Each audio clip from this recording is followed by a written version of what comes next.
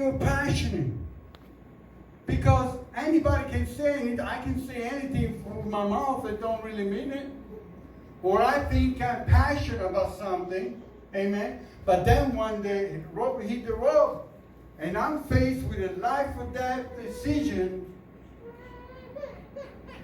What direction am I going? Am I following what I say I'm passionate? Or, I didn't think it was that hot. I like a little cooler. I didn't think it would require all that. Guess what? That's no passion at all. That's just an emotional height. That's just something that we feel is good when it feels good, but when we are faced with the issues that doesn't feel good anymore, when our life is at risk, when we don't know where we're going, or we don't know the exact path of what God is taking us, I might not be called to go that direction.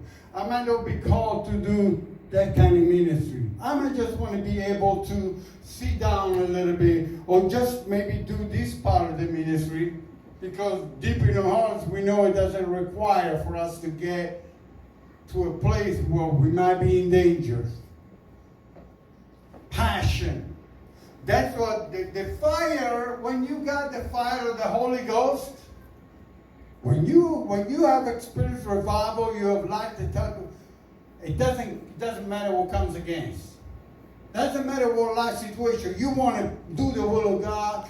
You want to preach the gospel. You want to witness. You want to go out and pray for people, whether I look a fool or no. Whether people think I'm a fool or no. It doesn't matter what people think. I was always worried about what other people think. But my God, if I want to be used by God as I know I want to be used by God, I got to have victory over that. We got to overcome that, because the fear of man will hold you back from fulfilling God's destiny and purpose for your life. And some of you here has great purpose and destiny.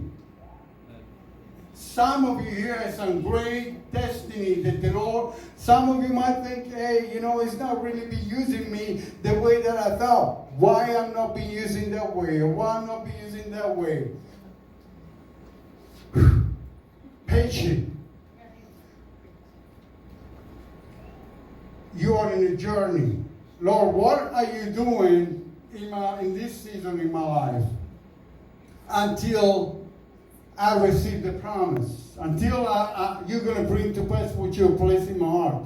What do you want me to do, Lord, in this season in my life? How do I build the bridge from where I am now to where I know you want to take me?